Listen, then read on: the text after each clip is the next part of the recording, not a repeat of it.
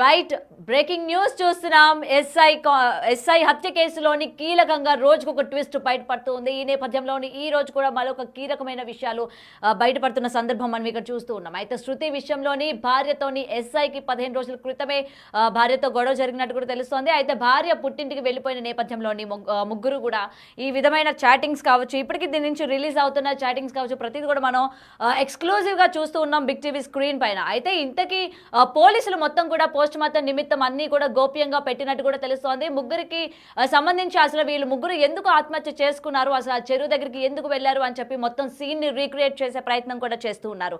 అయితే పెద్ద చెరువు దగ్గరికి పోలీసులు స్పెషల్ టీం కూడా అక్కడికి చేరుకున్నారు. ఆత్మహత్య ఘటన పైన మొత్తం సీన్ అంతా కూడా రీక్రియేట్ చేస్తూ ఉన్నారు. అయితే ఒక్కసారి మనం కనుక చూసుకున్నట్టయితే ఎస్ఐ కానిస్టేబుల్ ఆపరేటర్ డెత్ మిస్టరీలో మరొక ట్విస్ట్ ఈ రోజు అయితే బయటికి వచ్చింది.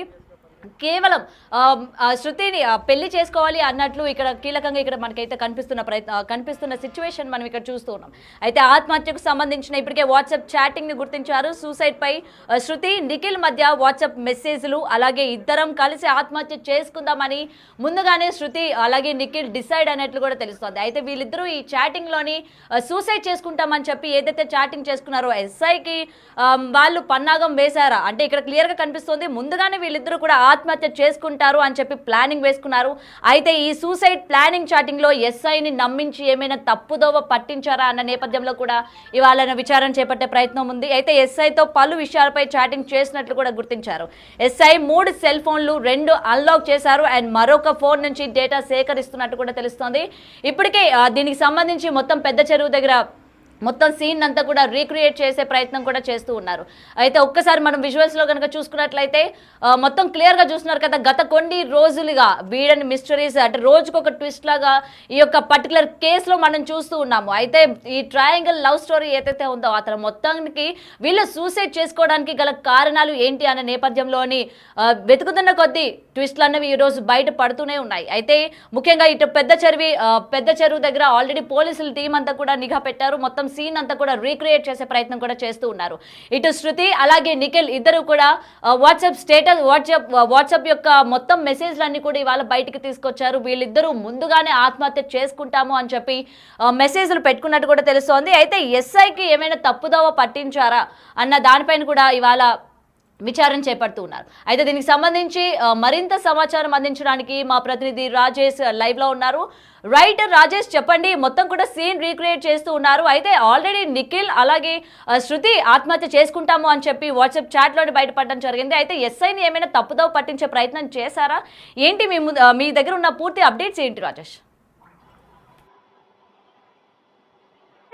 గౌతమి, కామారెడ్డి జిల్లాకు సంబంధించి అడ్లూరు ఎల్లారెడ్డి పెద్ద చెరువు ప్రాంతంలో జరిగిన ముగ్గురు ఆత్మహత్య కూడా రాష్ట్ర వ్యాప్తంగా కలకలం రేపింది. గత 2 రోజుల నుంచి big TV update minute to minute ప్రతి అంశాన్ని కీలకంగా వ్యవహరిస్తుంది, కీలకంగా చూపెడుతుంది. ప్రస్తుతం మనం ఏదైతే పెద్ద చెరువు ప్రాంతంలో మొదటి రోజు జరిగిన సంఘటన ఏదైతే జరిగిందో అదే ప్రాంతంలో మళ్ళీ మనం ఇక్కడ ఉన్నాం. ఏదైతే నా వెనకాల ఉన్న ప్రాంతం చూడొచ్చు, ఒక్కసారి చూడొచ్చు. నా వెనకాల ఉన్న ప్రాంతం అంతా కూడా ఈ ప్రాంతం నుంచే ఆ రోజు అర్ధరాత్రి సాయంత్రం సమయంలో ముగ్గురు కూడా ఎవరైతే ఎస్ఐ సాయి కుమార్ తో పాటు శృతి కానిస్టేబుల్ అలాగే నిఖిల్ ముగ్గురు కూడా ఆ కారులో రావడం జరిగింది. మనం చూస్తున్న మెయిన్ రోడ్ ఏదైతే ఉందో 44వ జాతీయ రహదారి అటు ముంగట ఉన్న పెట్రోల్ బంక్ ఏదైతే ఉందో ఆ పెట్రోల్ బంక్ అపోజిటే కారు స్లో అయింది. ఇక్కడ ఏదైతే ప్రీ ప్లాన్ గా ఎవరైతే శృతి కావచ్చు నిఖిల్ కావచ్చు పూర్తిగా వీరు ప్రీ ప్లాన్ గా గత వారం రోజులుగా క్లియర్ గా మెసేజ్ చేసుకుంటున్నారు వాట్సాప్ లో. అయితే నేను ఆత్మహత్య చేసుకుంటా లేకపోతే నేను ఆత్మహత్య చేసుకుంటా అని ఇద్దరు కూడా పరస్పరం మెసేజ్లు చేసుకున్నారు. తదనంతరం వాట్సాప్ మెసేజ్లు రోజు చేసుకున్న తర్వాత లేదు ఇద్దరం కలిసే చనిపోదామని ముందుగానే ప్లాన్ చేసుకున్నారు. ఇప్పుడు ఆ మెసేజ్ అన్ని కూడా పోలీసు శాఖల్లో కీలకంగా వివరిస్తున్నాయి. ఇప్పుడు ఆ మెసేజ్ అన్ని కూడా పోలీసు శాఖలో పదిలంగా ఉన్నాయని చెప్పుకోవచ్చు. ఎందుకంటే ఎస్ఐని తప్పుదోవ పట్టించేందుకే వీళ్ళిద్దరు కూడా క్లియర్ గా మెసేజ్ చేసుకొని తర్వాత ఎప్పుడైతే ఏ అవకాశం వచ్చినా కూడా ఎక్కడ కూడా జార విడుచుకోవద్దు అని పూర్తిగా నిర్ధారించుకున్నారు. ఎవరు శృతి అలాగే ప్రియుడు ఎవరైతే ఉన్నారో నిఖిల్ ఇద్దరు కూడా చాలా 4 సంవత్సరాలు ఇద్దరు ప్రేమించుకుంటున్నారు. ఈ వ్యవహారంలో ఏదైతే శృతికి సంబంధించిన చాలా విషయాలు ఇంకా రోజు రోజుకు బయట వస్తూనే ఉన్నాయి. ఈ ముగ్గురు ఆత్మహత్యలకు సంబంధించి కీలకమైన విషయాలు గంటకు ప్రతి విషయం అప్డేట్ తోటి బయటకు వస్తుంది. ఇప్పటికే వాట్సాప్ చాటింగ్ అలాగే కాల్ డేటా మొత్తం కూడా స్వాధీనం చేసుకున్నారని తెలుస్తుంది. తర్వాత ఇద్దరి మధ్య వాట్సాప్ చాట్ చేసుకున్నారు. వాట్సాప్ చాట్ లో ముగ్గురు కూడా ఒకరికొకరు తిట్టుకున్నారని తెలుస్తుంది. ఆ వాట్సాప్ చాట్ తో పాటు ఇప్పుడు కొత్తగా ఒకరికొకరు ఆత్మహత్య చేసుకుందాం లేదా ఇద్దరు కలిసి చనిపోదామని ఒక నిర్ధారణకు వచ్చి ఎప్పుడైతే సాయి కుమార్ ఎప్పుడైతే కారు తీసుకొని ఎవరైతే శృతిని రిసీవ్ చేసుకొని తర్వాత సాయి కుమార్ తర్వాత నిఖిల్ని రిసీవ్ చేసుకొని బీబీపేట ప్రాంతం నుంచి అడ్లు ఎల్లారెడ్డి పెద్ద చెరువు ప్రాంతానికి చేరుకున్నారు.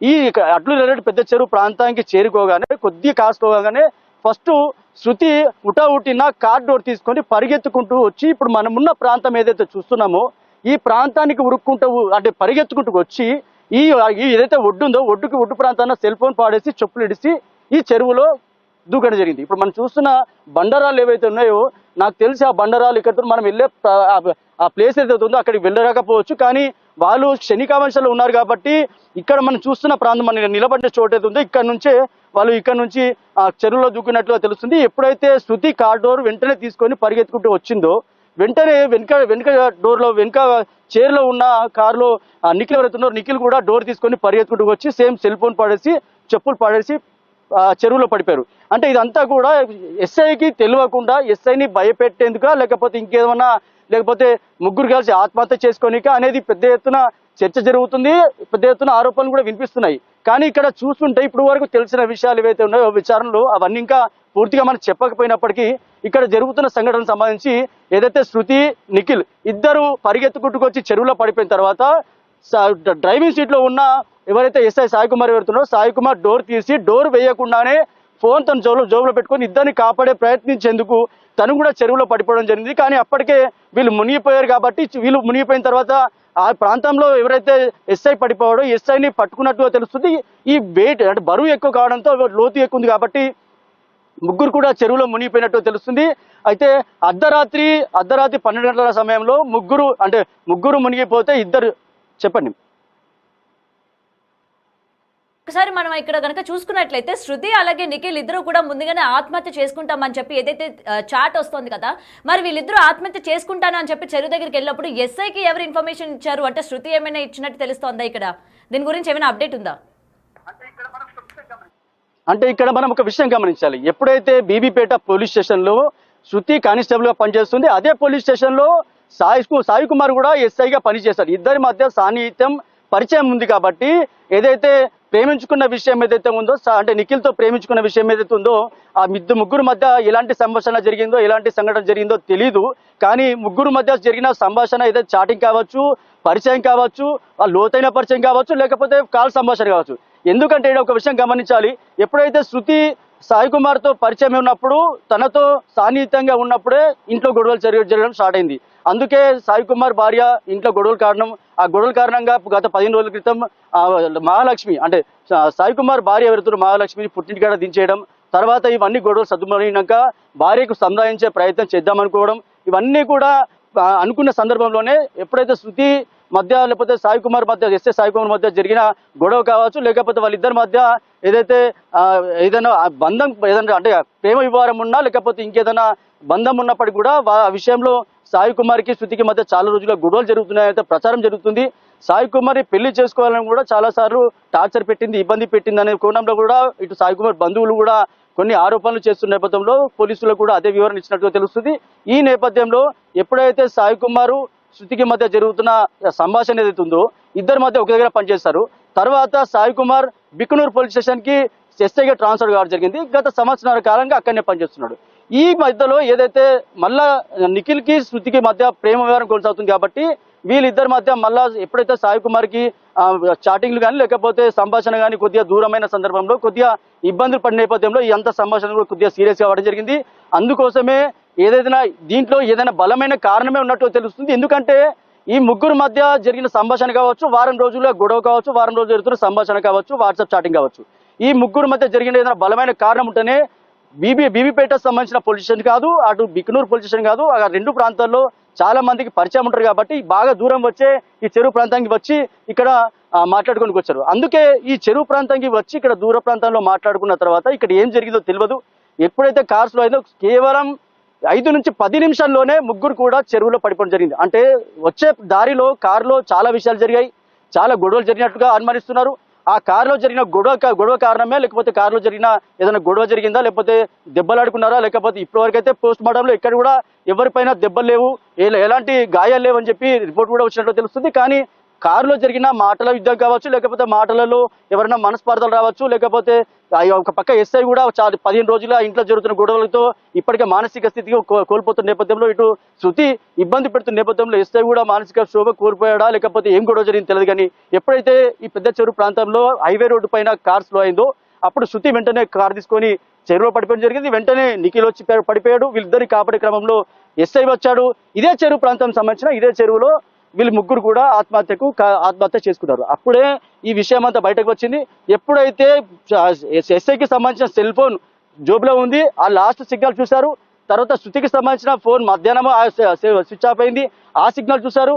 నిఖిల్ సంబంధించిన ఫోన్ సిగ్నల్, ముగ్గురు సిగ్నల్ కూడా ఒకటి దగ్గర ఉండడంతో ఫస్ట్ ఇద్దరు చనిపోయిన అనుకున్నారు, తర్వాత ముగ్గురు చనిపోయినట్టుగా నిర్ధారించారు. తర్వాత 3 మృతదేహాలు బయటకు వచ్చాయి, పోస్ట్ మార్టం నిమిత్తం తరలించారు.